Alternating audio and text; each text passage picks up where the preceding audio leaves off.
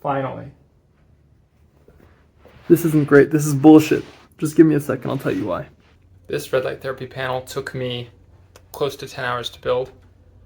A lot of work, lots of hands-on stuff. So maybe you're better off just buying one. But if you're set on building one, I will show you how. Here we'll go through electrically how you wire this, how to structurally build it, and then we'll list everything you need to buy if you want to make this, and links that we used to buy things, not affiliate links because there are no subscribers on this channel. You start with your 120 volts AC coming from the wall, and then you hook that up to a server power supply. I'll link the one that I got, but you can get pretty much any server power supply. They all just take power from the wall and then give you 12 volts DC on the outlet. We've got it hooked up to a switch, so we pretty much just cut it open and then put a switch on the ground line so that we could control the panel and just make sure the power supply is fully off when we want it off. Then from the 12 volt server power supply, we've got power coming to the DC to DC converters. That's going to step up the voltage. So we've got two strings of lights here. That's why we've got two DC to DC power supplies. So this one, we got blue and red lights and yellow and green wires, just to make it confusing, of course. So the red lights have the yellow wires. So we've got 27 volts coming out the positive side, and then that's going to the first 5 red lights. And so these 5 are in parallel. And then we just run essentially down the panel from each set of red lights all the way through. So the 2.7 volts for all 10 sets of 5 gives you 27 volts. And then we did the same for the blue lights, and essentially just run that all the way down for the total 34 volts on the blue ones. Then we've got switches for on the return line, so we can control the blue and red individually. So this is just cutting off the current to the one set of lights by interrupting the return line on each of these. So that's how you wire it electrically. Pretty simple.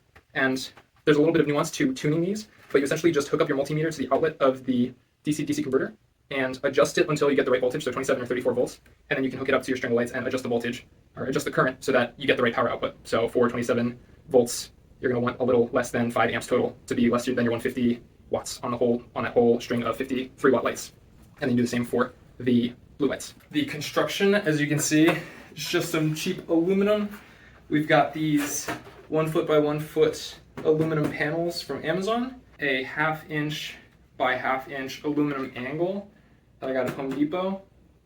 And then the switches, we used 1 self-tapping screw. For the wiring of the actual LEDs, we took these squares of LEDs. Here, let me grab one.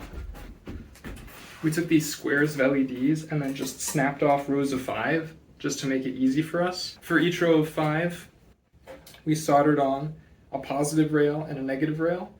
And then we just used a soldering iron to make contact with that puddle of solder on the LED PCB. Then after we glued these on with some silicone thermal glue, and then we soldered these wires. Then we drilled holes to wire them all together. We just ran right from the positive terminal through this hole above this first string of 5 LEDs to that terminal, then from the negative terminal of the first string of 5 LEDs to the positive terminal of the next string of 5, then from the negative terminal to positive, positive to negative, negative to positive, positive negative, negative to positive, positive to negative, and then we just went all the way down the panel to wire them all together. Ooh.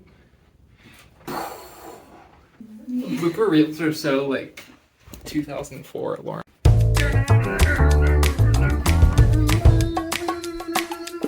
This right here, these are a couple of goals. I got this.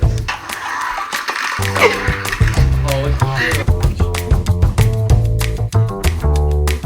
You want to put a sticker on here? Because there are no subscribers on this channel. Oh no, one of my LEDs went out.